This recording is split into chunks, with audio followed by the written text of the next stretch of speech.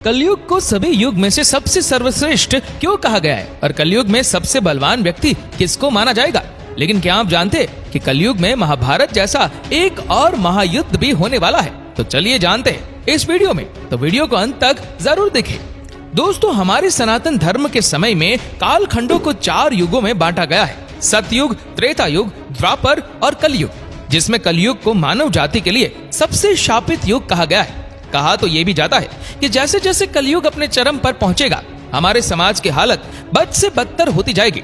लेकिन आपको जानकर हैरानी होगी कि प्राचीन समय में एक ऐसे महर्षि भी हुए जिन्होंने कलयुग को सभी युगों में सबसे सर्वश्रेष्ठ युग बताया।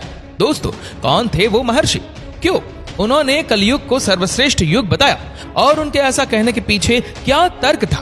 तो दोस्तों, यहाँ सबसे पहले तो आप यहाँ जान लीजिए कि हम जिस महर्षि की बात कर रहे हैं उनका नाम है महर्षि वेदव्यास। उन्होंने ही कलयुग को सभी युगों में सर्वश्रेष्ठ युग बताया है। दोस्तों, इससे जुड़ी कथा का वर्णन आपको विष्णु पुराण के 6ठे अंश के अध्याय 2 में मिल जाएगी।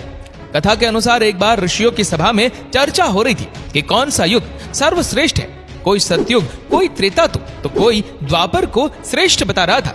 सभा किसी भी युग की श्रेष्ठता को लेकर एक मत नहीं हो पा रहे थे, जिसके बाद सभी ऋषिगणों ने मिलकर यह फैसला किया कि वे इस समस्या के समाधान के लिए महर्षि वेदव्यास के पास जाएंगे। जब सभी ऋषिगण महर्षि वेदव्यास की कुटिया के समीप पहुंचे तो उन्होंने देखा कि महर्षि व्यास जी गंगा में डुबकी लगाकर ध्यान कर रहे।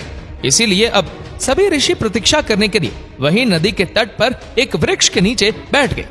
कुछ समय बाद महर्षि व्यास ध्यान से उठकर जल में खड़े हो गए और फिर उन्होंने जल में डुबकी मारी और ऊपर आने पर युगों में कलयुग वर्ण में शुद्ध और इंसानों में स्त्री श्रेष्ठ है ऐसा जपने लगे। महर्षि को ऐसा करते हुए देख यहाँ ऋषिगण कुछ समझ पाते उससे पहले ही व्यास जी फिर डुबकी मारते और ऊपर आकर कहने लगे, शुद्ध तुम श्रेष्ठ और तुम ही धन्य हो। अब सभी ऋषिगण एक दूसरे की तरफ आश्चर्य से देखने लगे। वे कुछ कहते तब तक वेद व्यास जी गंगा में तीसरी डुबकी लगाते हैं और वो ऊपर आकर जपने लगते हैं, स्त्रियां ही साधु है और उनसे धन्य कोई नहीं है। गंगा तट पर वृक्ष के पास बैठे हुए सभी ऋषिगण महर्षि व्यास के इस व्यवहार पर आश्चर्यचकित होकर आपस में बात करते हुए कहने लगे कि अब तक तो हम लोगों ने सुना था कि युगों में कलयुग श्रापित युग है और जातियों में ब्राह्मण ही श्रेष्ठ है, तो फिर व्यास जी ये आप कौन सा मंत्र जप रहे हैं। सर्वे ऋषि इस पर सोच विचार कर रहे थे। तभी व्यास जी नदी से बाहर निकलकर अपनी कुटिया में चले जाते हैं। व्यास जी को कुटिया में जाता हुआ देखकर सभी ऋषिगण भी उनके पीछे पीछे जाते हैं, जिसके बाद व्यास जी अपनी कुटिया में आए सभी ऋषियों का स्वागत करते हुए पूछते हैं, कहिए ऋषिगण, आज आप सबका मेरे यहाँ कैसे आना हुआ। जिस पर ऋषियों ने कहा, महर्षि, हम आपके पास एक समस्या के समाधान के लिए आए थे, लेकिन आप नदी में डुबकी लगाते समय इस मंत्र का जप कर रहे थे। उस मंत्र ने हम सभी को आश्चर्य में डाल दिया है कि आखिर कलयुग सभी युगों में श्रेष्ठ कैसे हुआ। कृपया करके आप इसका जवाब दें। ऋषियों की बात सुनकर व्यास जी ने कहा, हे ऋषिगण, इसमें असमंजस की बात क्या है। मैंने जो भी कहा सत्य कहा। मनुष्य को जो फल सतयुग में 10 वर्ष तक कठोर जप तप करने से मिलता है, वही फल मनुष्य को त्रेता युग में 1 वर्ष में, द्वापर में 1 महीने और कलयुग में 1 दिन में प्राप्त हो जाएगा।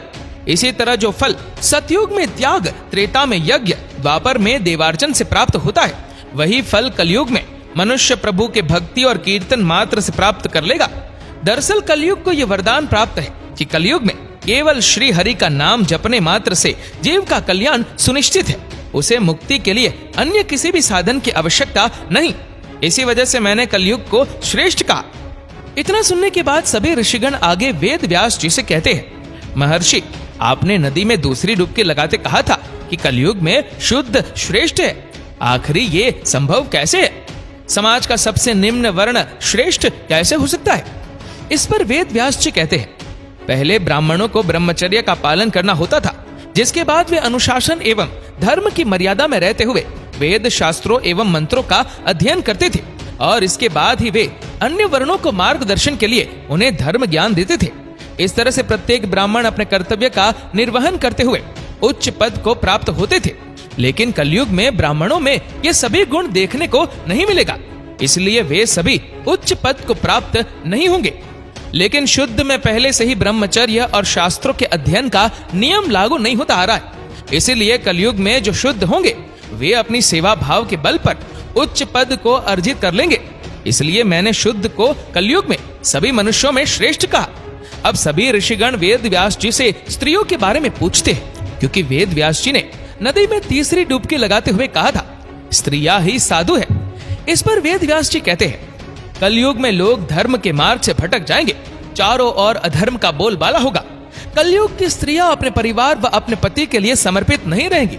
ऐसे में कलयुग में जो स्त्री अपने मन वचन कर्म से अपनी सेवा भाव के जरिए अपने परिवार और अपने पति के प्रति समर्पित रहेगी, उसे ही परम पद की प्राप्ति होगी। और यहाँ उन स्त्रियों को मैंने साधु के समान धर्म पूर्वक कर्म करने वाला कहा है।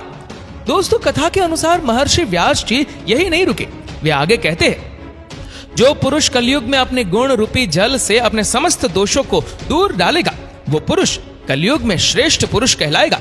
इसलिए हे मुनिगण, कलयुग वासियों के लिए ये मेरी सलाह है कि अगर वे अपने जीवन को सफल और सुखी बनाना चाहते हैं तो सदा श्री कृष्ण रूपी हरि नाम का जाप करना होगा। अगर वे ऐसा करते हैं तो कलयुग के बाद यानी अपनी मृत्यु के बाद वे बैकुंठ धाम में स्थान प्राप्त करेंगे। इन सभी बातों को कहने के बाद महर्षि वेद व्यास जी सभी ऋषियों से कहते हैं कि हे मुनिवर, मुझे उम्मीद है कि मैंने आपकी सभी शंकाओं का समाधान कर दिया। इसलिए अब आप बताइए कि आप सबका यहाँ कैसे आना हुआ। इस पर सभी ऋषियों ने एक स्वर में कहा कि हे महर्षि, हम ये आज इस शंका को लेकर आपके पास आए थे, वो आपकी कृपा से अब दूर हो गई है। ऋषियों के मुख से ये बात सुनकर व्यास जी अब मुस्कुराने लगते हैं। दोस्तों, अगर आप ध्यान देंगे तो आज कलयुग में जिस तरह से घटनाएं घट रही है, ऐसे में महर्षि व्यास की बातें सच होती नजर आ रही है। वैसे दोस्तों, आज कलयुग में दिन प्रतिदिन जिस तरह से अधर्म बढ़ता हुआ नजर आ रहा है, बहुत से लोगों का मानना है कि कलयुग का अंत नजदीक आ चुका है। अगर आपको भी ऐसा लगता है तो हम आपको बता दें, अभी कलयुग के अंत होने में बहुत समय बाकी है। और ये बात हम पूरे दावे के साथ इसलिए कह रहे हैं क्योंकि महानगरी तक गए आर्यभट्ट ने अपनी पुस्तक आर्यभट्टयम में कलयुग के आरंभ का वर्णन किया है। इस पुस्तक के मुताबिक जब आर्यभट्ट 23 वर्ष के थे, उस वक्त कलयुग का 3600 वर्ष चल रहा था। और अगर इस हिसाब से देखा जाए तो कलयुग की शुरुआत 3102 ईसा पूर्व हुई थी। अब ऐसे में अगर कलयुग की समाप्ति की बात करें तो इसका भी हमारे धर्म पुराण में वर्णन मिलता है, जहाँ कलयुग की कुल कालावधि 4,32,000 साल बताई गई है। और जब आप इन सभी आंकड़ों पर गौर करेंगे तो आप पाएंगे कि 4027 के बाद कलयुग और उसके साथ ही संपूर्ण मनुष्य जाति का अंत हो जाएगा और एक बार फिर से नए युग की शुरुआत होगी, जिसे सतयुग के नाम से जाना जाएगा। दोस्तों, श्रीमद् भगवत पुराण के 12 स्कंद में भी इस बात का जिक्र है कि कलयुग के अंत और सतयुग के एक संधि काल में इस धरती पर भगवान विष्णु अपने कल के अवतार में अवतरित होंगे। इस समय काल में वे धरती पर से पापियों का संहार कर देंगे, जिसके बाद धरती पर भयंकर प्रलय आएगा और ये प्रलय ही धरती पर से संपूर्ण मनुष्य जाति का अंत कर देगा। दोस्तों, ये थी कलयुग की असली सच्चाई। क्या आपको इसके बारे में पहले से पता था? अपना जवाब हमें नीचे कमेंट में जरूर बताएगा। और वीडियो अच्छा लगा हो तो वीडियो को लाइक करेगा और जितना हो सके उतना इस वीडियो को शेयर करिए। और ऐसे ही और भी रोचक जानकारियों के लिए सब्सक्राइब करें हमारे YouTube चैनल को और Facebook पर फॉलो करें हमारे पेज को। धन्यवाद।